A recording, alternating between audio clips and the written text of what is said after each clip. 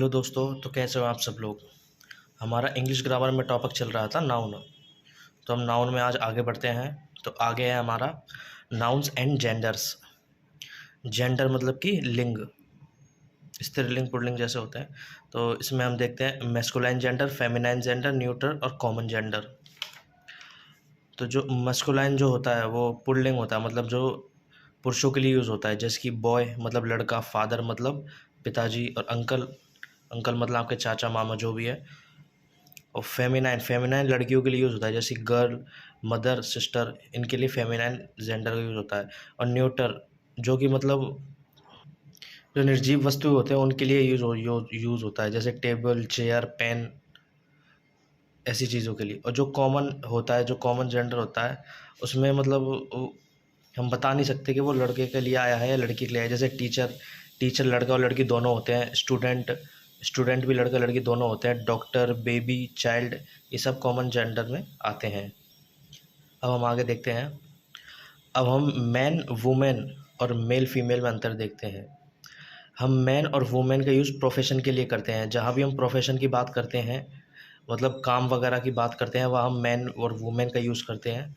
जबकि जब हम अपने अपने फिज़िकल कैरेक्टरिस्टिक, मतलब जो अपनी शारीरिक गुणवत्ता वाली जो चीज़ें हैं उनकी हम बात करते हैं, तो हम मेल फीमेल का यूज़ करते हैं। जैसे कि सोल्जर, सोल्जर मतलब कि सैनिक, सैनिक एक प्रोफेशन है, इसलिए हम इसके लिए वुमन सोल्जर और मैन सोल्जर का इस्तेमाल करेंगे, ना कि मेल सोल्जर और फीमेल सोल्जर का। इसी तरह जो सर्वेंट, सर्वेंट मतलब नौकर जो होता है, ये भी एक तरह का प्रोफेशन होता है अपना। प्रोफेशन मतलब पेशा। इसके लिए हम मैन सर्वेंट, वुमेन सर्वेंट और मैन सर्वेंट का यूज़ करेंगे, ना कि मेल और फीमेल का। अब हम आगे देखते हैं मेल और फीमेल के लिए। अब ड्रेस, इसमें हमने लिखा है मेल ड्रेस। अब जो ड्रेस जो है वो हमारे फिजिकल कैरेक्टरिस्टिक्स को दिखाती है, इसलिए हमने यहाँ मेल यूज़ किया है, ना कि मैन। हम यहाँ मैन यूज़ ना करके मेल ड्रेस यूज़ करेंगे। अब ऐसे है फीमेल। अब जो फीमेल के साथ हमने पर्स लगाया, अब पर्स है, ये भी हमारे फिजिकल कैरेक्टरिस्टिक्स को बताता है। ये किसी भी तरह का पेशा नहीं है, कोई प्रोफेशन नहीं है, इसलिए हमने इसके साथ फीमेल का यूज़ किया है, ना कि वुमेन का। इसलिए वुमेन पर्स नहीं आएगा, फीमेल पर्स आएगा, और यहाँ मेल ड्रेस आएगा। इसी तरह से मेल एक्सेसरीज़ और मैन एक्सेसरीज़, यहाँ मैन एक्सेसरीज़ नहीं आएगा, यहाँ फीमेल एक्सेसरीज़ आया, क्योंकि एक्सेसरीज़ कोई प्रोफेशन नहीं है, ये एक्सेसरीज़ का मतलब होता है सामान, इसलिए इसे यहाँ मेल आएगा। अब हम आगे बढ़ते हैं। अब हम नाउन के कुछ केसेस देखेंगे। सबसे पहला केस, तो नाउन का जो पहला केस है वो है नॉमिनेटिव केस, मतलब जो सब्जेक्टिव केस।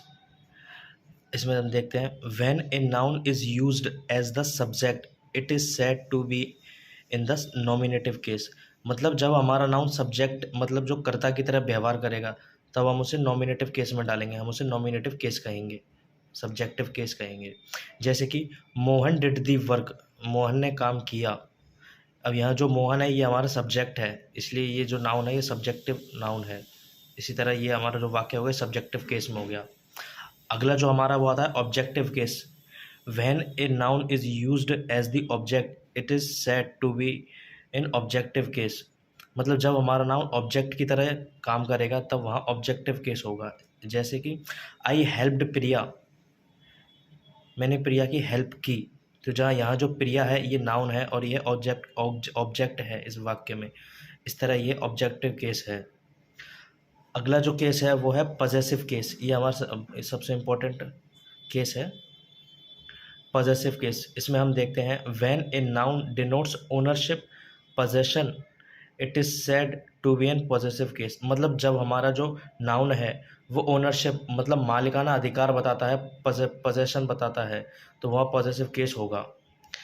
मालिकाना अधिकार बताने के लिए हम ऑफ का या एफोस्ट्रॉफी एस का प्रयोग करते हैं। ये बेटा ये एफोस्ट्रॉफी एस है, जहाँ हम ऊपर से कॉमा लगाकर एस लगाते हैं, इसको एफोस्ट्रॉफी एस बोलते हैं। अब हम ऑफ का और एफोस्ट्रॉफी एस का इनका यूजेस देखेंगे। अब हम देखेंगे इनका example. This is Ram's book. Apostrophe S और ऑफ, ऑफ का इनका मतलब सीधा मतलब होता है का। अब जहाँ से यहाँ पे हमने एफोस्ट्रॉफी एस लगाया है, तो इसका मतलब हो गया दिस इज राम्स बुक, मतलब यह राम की किताब है। ये जो बुक है ये राम की है, मतलब ये मालिकाना अधिकार बता रहा है कि राम का बुक पर मालिकाना अधिकार है, इसलिए यहाँ पर एपोस्ट्रोफी एस का यूज़ किया गया है।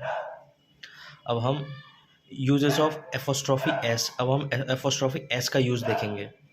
जो एपोस्ट्रोफी एस है ये लिविंग थिंग्स के लिए यूज़ होती है, लेकिन कभी कभी जो एपोस्ट्रोफी एस है ये नॉन लिविंग थिंग्स के लिए भी यूज़ होती है, लेकिन जब वो यूनिक हो, जैसे यहाँ लिखा हुआ है नॉन लिविंग थिंग्स के लिए भी यूज़ होता है if it is unique. Unique मतलब अर्थ हो गया, सन हो गया, दिल्ली हो गई, ये यूनिक है क्योंकि सन दुनिया में एक है, पृथ्वी भी एक है, दिल्ली भी एक है, किसी भी जगह का नाम, किसी न्यूज़पेपर का जो प्रॉपर नाउन में आता है वो सारी चीज़ जो यूनिक होती हैं उसके लिए हम एपोस्ट्रोफी एस का यूज़ करेंगे।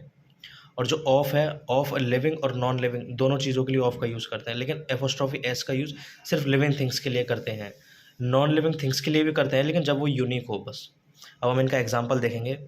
The dramas of Shakespeare are very interesting, मतलब जो शेक्सपियर के जो रचनाएं हैं वो बहुत इंटरेस्टिंग है। अब हमने यहाँ पे ऑफ लगाया है मालिकाना अधिकार बताने के लिए, क्योंकि जो ड्रामा है इस पर मालिकाना अधिकार बताया है शेक्सपियर का।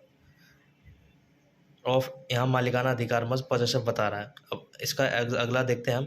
Shakespeare's dramas are very interesting. अब यहाँ हमने यहाँ पे ऑफ हटा के एपोस्ट्रोफी एस लगाया है। एपोस्ट्रोफी एस लिविंग थिंग्स के साथ लगता है, इसलिए हमने इसे शेक्सपियर के साथ लगाया। शेक्सपियर लिविंग थिंग है इसलिए। अब हम आगे बढ़ते हैं। किसी सेंटेंस में लगातार 2 बार एपोस्ट्रोफी एस नहीं आ सकता।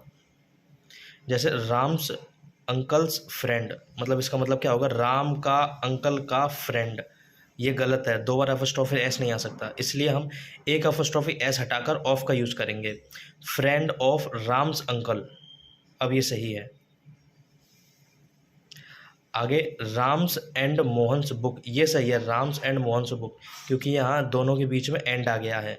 दोनों लगातार नहीं आ सकते, लेकिन बीच में एंड आ गया तो ये सही है। मतलब राम की और मोहन की किताबें।